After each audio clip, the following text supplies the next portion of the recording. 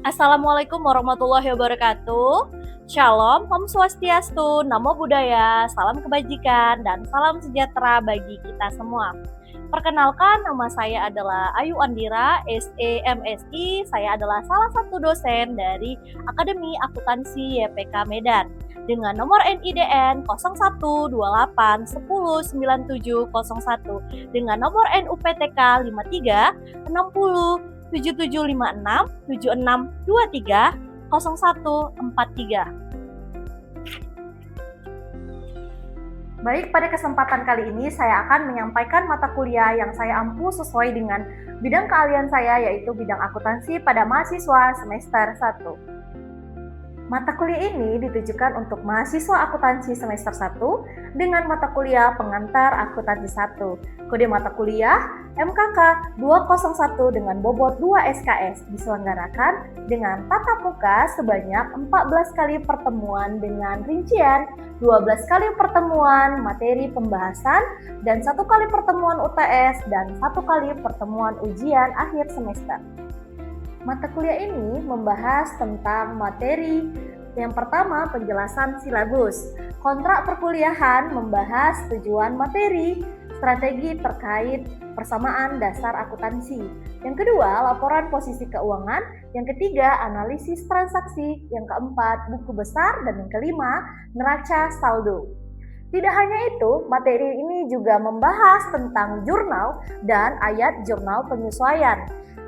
Selain itu, kertas kerja dan laporan keuangan, jurnal penutup, analisis perusahaan jasa, dan perbedaan antara akuntansi perusahaan jasa dan akuntansi perusahaan dagang. Baik, tidak hanya itu saja, pada akhir mata kuliah, mahasiswa akan diberikan kuis latihan untuk diskusi terkait pembahasan, contoh soal dan contoh kasus tentang transaksi akuntansi perusahaan jasa dan transaksi akuntansi perusahaan dagang untuk didiskusikan sebagai pemahaman mahasiswa.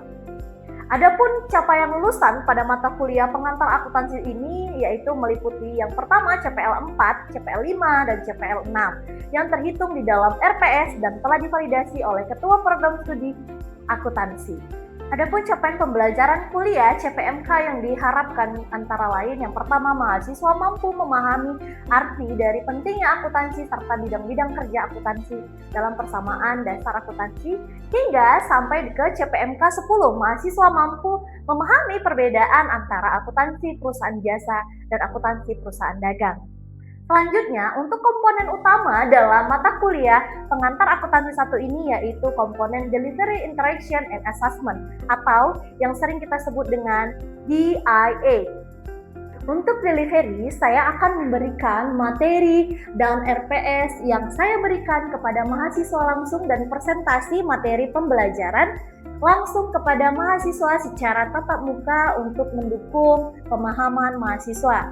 Sedangkan interaction pada mata kuliah ini, saya melibatkan komunikasi dua arah antara dosen dan mahasiswa berupa diskusi, tanya jawab, dan latihan membahas kasus soal akuntansi secara langsung guna untuk mendukung pemahaman mahasiswa.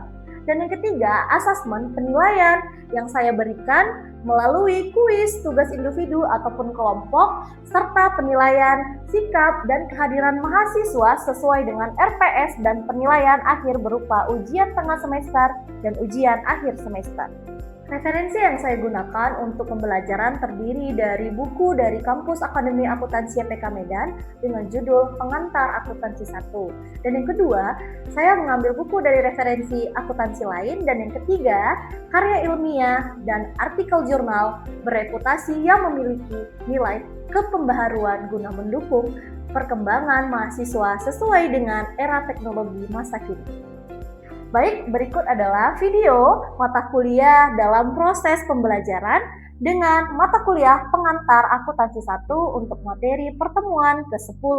Untuk materi yang saya bawakan berjudul perbedaan dari akuntansi perusahaan jasa dan perbedaan dari akuntansi perusahaan dagang. Berikut adalah videonya.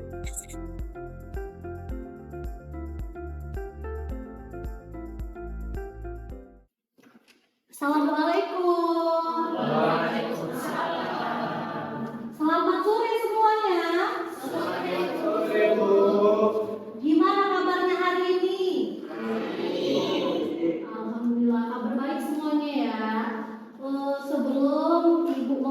perkuliahan pada hari ini, ya, ada baiknya kita berdoa menurut kepercayaan dan agama kita masing-masing. Oke, berdoa dimulai.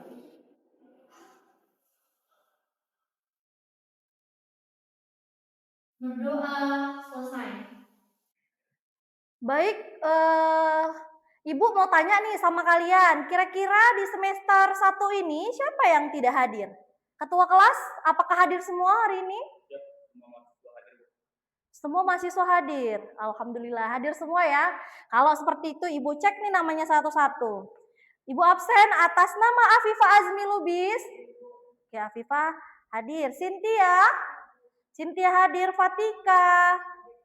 Oke, Fibri. Rido. Baik, berarti hadir semua ya.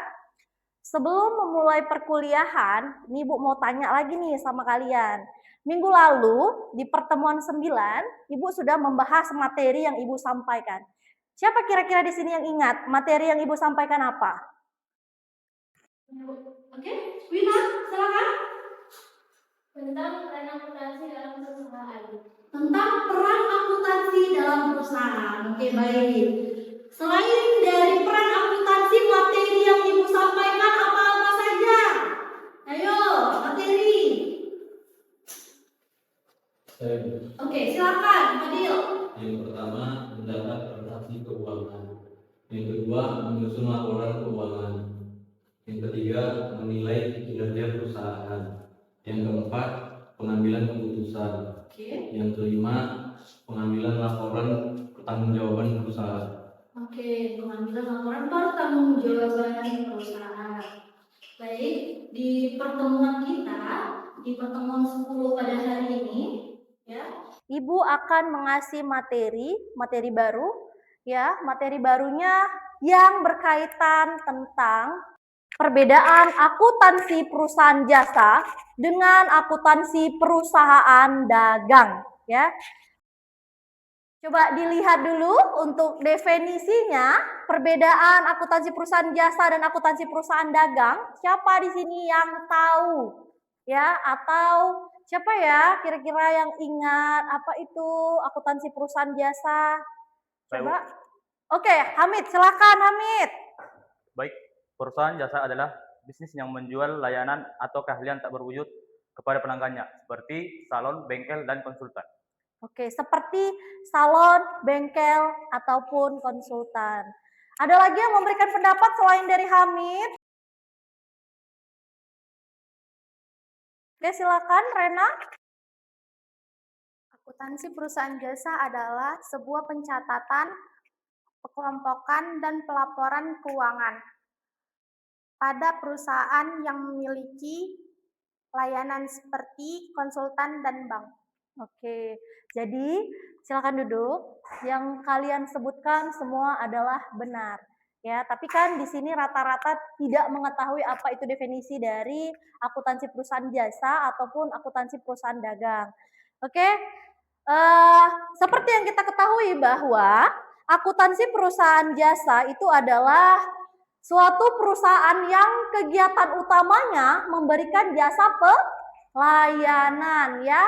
Pelayanan jasa pelanggan tanpa menjual barang tersebut. Oke, dari tidak memiliki persediaan, ya, dia tidak punya persediaan, ya. Pendapatan hanya berasal dari jasa saja, ya, bukan dari penjualan karena dia kan perusahaan jasa. Selanjutnya, serta tidak memiliki harga pokok penjualan HPP, dia tidak punya kalau untuk perusahaan jasa. Oke, lanjut. Untuk perusahaan jasa ini biasanya tidak menjual barang, ya, karena hanya memberikan pelayanan saja atau jasa kepada pelanggan tanpa adanya transaksi jual beli. Bu, pertanyaannya, ciri-ciri dari perusahaan jasa itu apa, Bu? Yang pertama, pastinya menjual jasa, ya, bukan produk fisik. Dia nggak ada bentuk barang yang mau dijual. Yang kedua, tidak memiliki persediaan barang dagang. Ya, namanya juga perusahaan jasa. Yang ketiga, pendapatan hanya diperoleh dari hasil pemberian jasa saja, ya, kepada pelanggan kita. Next, Biaya utamanya biasanya hanya berupa dari gaji, lalu sewa, listrik, dan perlengkapan. Oke, selanjutnya ini adalah contoh dari perusahaan jasa. Ya, apa aja Bu? Contoh perusahaannya tadi sudah disebutkan sama temennya si Hamid dan Rena. Oke, yang pertama ada jasa salon, ya. Yang kedua ada jasa bengkel. Yang ketiga, jasa rumah sakit. Yang keempat, jasa hotel. Lanjut, jasa transportasi dan jasa sekolah. Ya, itulah dia contoh dari perusahaan jasa. Selanjutnya, Bu, tujuan dari akuntansi perusahaan jasa apa saja ya, Bu ya? Nah, tujuannya yang pertama pastinya harus mencatat seluruh transaksi keuangan. Apa yang bakalan terjadi kalau tidak ada pencatatan transaksi keuangan? Kita tidak tahu seberapa besar pendapatan kita, laba kita. Ya, bisa jadi mengalami kerugian kalau kita tidak mencatat transaksi keuangan kita dari awal periode sampai dengan akhir periode. Yang kedua, untuk mengetahui laba, ya, laba bersih ataupun rugi dari perusahaan kita sendiri.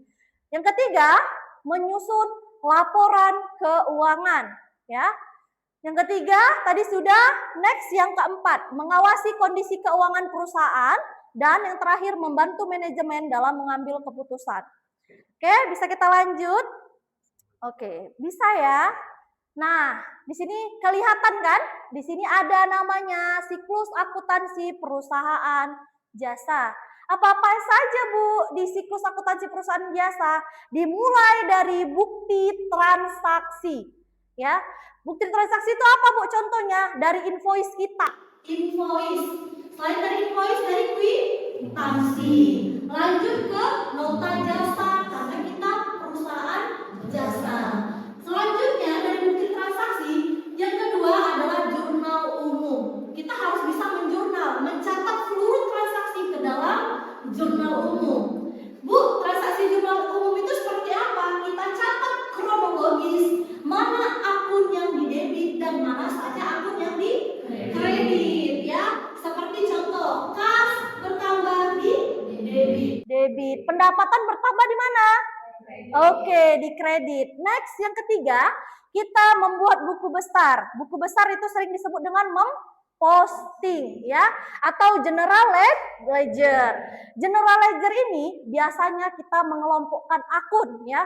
Mana saja akun-akun yang terdiri dari kas, piutang, dan modal, ya. Selanjut dari buku besar ke neraca saldo. Dari neraca saldo lanjut ke jurnal penyesuaian. Ya, kalau di perusahaan jasa seperti itu. Dari jurnal penyesuaian lanjut yang ke-6, menyusun laporan keuangan utama. Nah, ini menyusun laporan keuangan itu terdiri dari laba rugi, perubahan ekuitas, ya, dan neraca. Lanjut yang ke-7, menyusun laporan keuangan utama, ya. Lanjut, jurnal penutup, ya. Yang ke-9, apa selanjutnya? Neraca saldo setelah penyesuaian. Dan yang 10, membuat jurnal pembalik. Oke, paham kira-kira sampai di sini? Paham ya? Oke, baik. Di sini kita melanjutkan materi dari perusahaan dagang. Ya, perusahaan dagang adalah perusahaan yang kegiatan utamanya hanya membeli barang dari pemasok, ya, kemudian menjualnya kembali tanpa merubah bentuk barang tersebut, ya. Keuntungannya apa Bu? Keuntungannya perusahaan dagang diperoleh dari selisih antara harga beli dan harga jual. Itulah yang dinamakan laba perusahaan, ya. Pertanyaannya, Bu, bagaimana ciri-ciri perusahaan dagang? Ya, ciri-ciri dari perusahaan dagang itu sendiri, yang pertama membeli barang untuk dijual kembali, ya. Yang kedua, tidak mengubah bentuk atau sifat barang yang dijual, ya.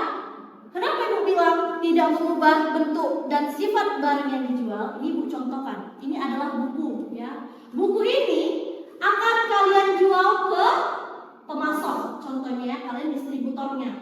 Kalian tanpa harus mengubah bentuk buku ini, ya, kalian sudah mendapatkan keuntungan atau laba. Tidak mengubah bentuk fisik ya. Oke, ini dia sebagai contohnya. Dan ketiga, memiliki persediaan barang dagang. Yang namanya persediaan pasti harus memiliki stok, ya, kalau di perusahaan dagang. Yang keempat, memperoleh pendapatan dari penjualan barang, ya, dari hasil penjualan kita baru kita dapat keuntungan, ya.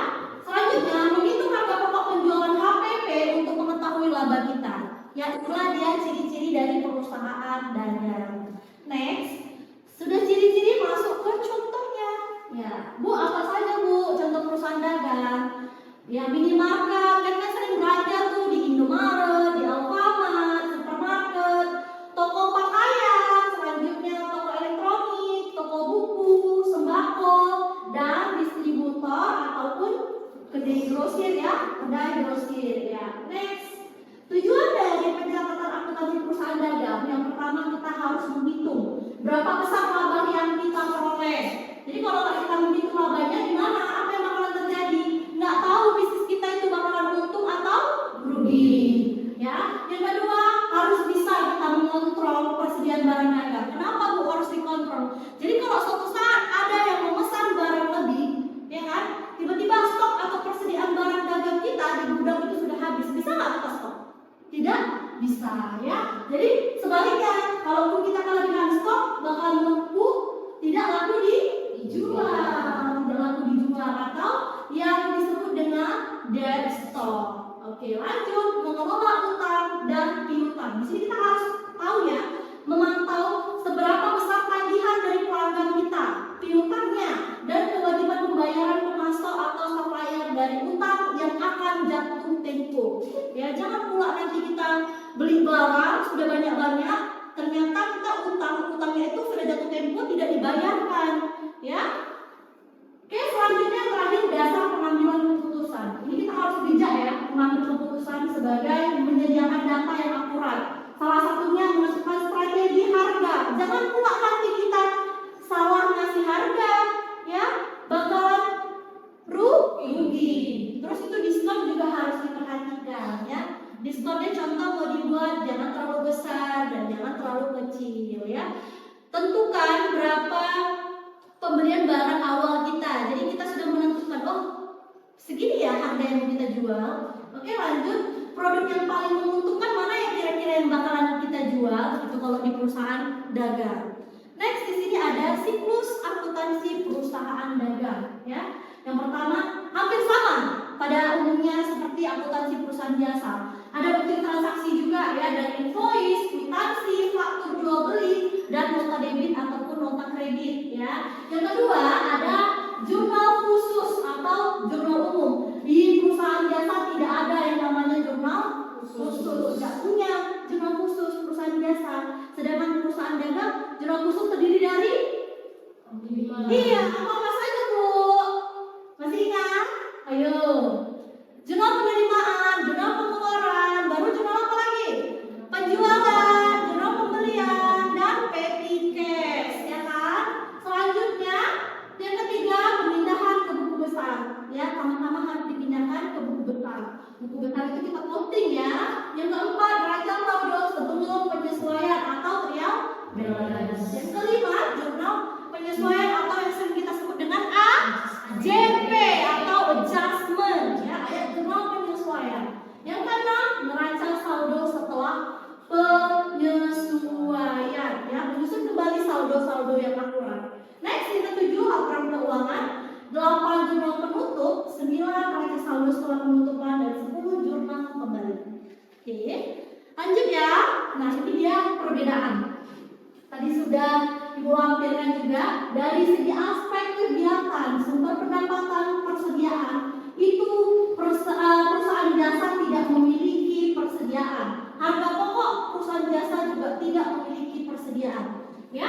Sedangkan di perusahaan dagang memiliki, ya. Selanjutnya, fokusnya apa Bu di laporan keuangan perusahaan jasa? Hanya menampilkan pendapatan jasa saja, lalu dikurangi dengan beban atau biaya. Sedangkan di perusahaan dagang dia spesifik, ya, lebih akurat dan lebih jelas seperti penjualan, harga pokok, laba kotor, dan beban operasional ataupun laba bersih, ya. Contohnya tadi sudah Ibu sebutkan juga, ya, masih ingat, ya?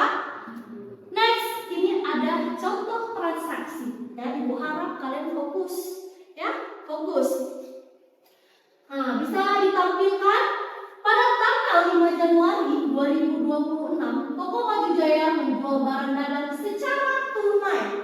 Karena kita melakukan transaksi penjualan, berarti kita mendapatkan uang ya. Jadi kalau kita mendapatkan uang, kas kita bertambah. Kas bertambah sebesar 12 juta. Baru penjualan kita bertambah atau berkurang? Bertambah atau berkurang? Iya. Kan kita menjual ya, jangan kebalik ya. Jadi jumlahnya adalah kas pada penjualan. Ini balik ya, ini contoh. Kalau untuk di perusahaan jasa, pada tanggal 5 Januari 2026, Toko Maju Jaya mendapatkan upah dari hasil pendapatannya sebesar 12 juta. Kira-kira apa jurnalnya? Iya, kas pada pendapatan sebesar 12 juta ya. Tahu ya perbedaannya ya? Oke, next, ini ada contoh transaksi penjualan secara kredit. Oke. Pada tanggal 8 Januari 2026, Toko Maju Jaya membeli barang dagang secara kredit dari PT Sejahtera sebesar 15 juta. Secara logikanya, kalau kita beli barang dagang secara kredit timbul utang, ya timbul utang. Jadi kalau timbul utang kita bertambah atau berkurang? Bertambah. Untuk bertambah dia dapat kredit. Jadi jurnalnya adalah persediaan barang dagang pada utang bersama. Bu, kenapa persediaannya bertambah? Barangnya jadi milik kita. Contoh ini persediaan ibu beli remote TV, ya. Ibu beli remote TV ini secara kredit, secara utang. Otomatis kalau ibu beli secara kredit, barang ini jadi sama ibu. Jadi jurnalnya adalah persediaan pada utang dagang, ya. Oke? Paham ya sampai sini ya? Tadi sudah ibu paparkan materi yang ibu sampaikan di pertemuan 10 ini tentang perbedaan dari akuntansi perusahaan jasa dan perbedaan dari akuntansi perusahaan dagang. Kira-kira kalian menyimak nggak ya materi yang ibu berikan? Ini ada beberapa poin pertanyaan. Siapa yang bisa menjawab pertanyaan dari apa saja akun khusus yang hanya ada di perusahaan dagang tetapi tidak ada di perusahaan jasa? Coba silakan, siapa yang mau menjawab? Tunjuk tangan, silakan berdiri. Saya, Bu. Akun khusus yang ada di perusahaan dagang tetapi tidak ada di perusahaan jasa, yaitu yang pertama adalah persediaan barang dagang, kemudian pembelian barang dagang, retur pembelian, potongan pembelian, beban angkut pembelian, kemudian penjualan, retur penjualan, potongan penjualan, dan yang terakhir itu harga pokok penjualan. Terima kasih. Oke, baik. Pertanyaan Ibu tadi sudah dijawab oleh temannya Nuke. Selanjutnya ada beberapa pertanyaan lagi. Siapa kira-kira di sini yang bisa menjawab pertanyaan apa persamaan dari siklus akuntansi perusahaan jasa dan perusahaan dagang? Coba jelaskan. Ini tadi Ibu udah menjelaskan perbedaan ya. Kira-kira siapa di sini yang tahu persamaan dari siklus akuntansi perusahaan jasa dan siklus akuntansi perusahaan dagang? Oke, silahkan tunjuk tangan siapa yang mau mengasih pendapat dan memberikan pendapat kepada Ibu. Tunjuk tangan. Saya, Bu. Oke, silakan Laila. Keduanya sama-sama melalui tahapan yang sama, Bu, yaitu yang pertama sama-sama menganalisis transaksi, yang kedua terdiri dari jurnal umum, yang ketiga buku besar, yang keempat neraca saldo, jurnal penyesuaian, laporan keuangan, jurnal penutup, dan neraca saldo setelah penutupan. Dan hanya saja perusahaan jasa laporannya lebih ringkas dibandingkan dengan perusahaan dagang. Terima kasih atas pendapatnya Naila, jawabannya sudah benar dan sudah jelas. Selanjutnya sebelum Ibu akhiri materi pada perkuliahan hari ini, siapa di sini yang mau bertanya lagi atau ada yang kurang paham ataupun ada yang kurang jelas? Ya, boleh silakan yang mau bertanya. Oh, Fibri. Oke, silakan Fibri. Ibu bertanya, Bu, mengapa di perusahaan dagang itu perlu menghitung harga pokok penjualan? Oke, pertanyaannya sangat baik ya. Tadi sudah Ibu paparkan kenapa di perusahaan dagang perlu menghitung harga pokok penjualan. Yang pertama alasannya karena perusahaan dagang sudah memiliki persediaan, ada persediaan barang dagangnya. Yang kedua, kenapa di persediaan barang dagang itu harus menghitung harga pokok penjualan? Karena di perusahaan dagang ini harus menghitung laba kotor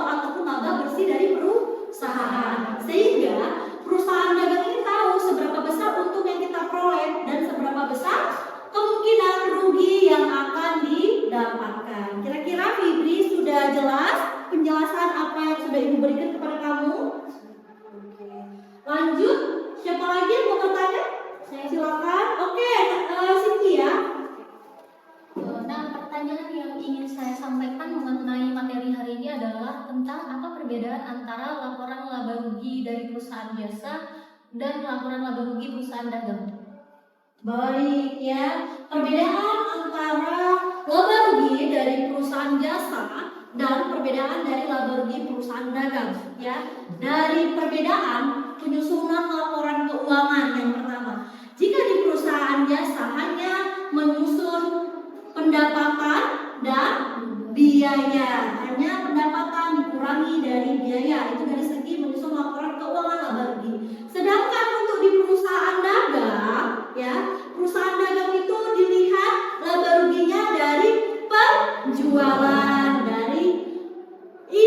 dari potongan penjualan, retur ya, baru dikurangi dari biaya ataupun beban kita ya.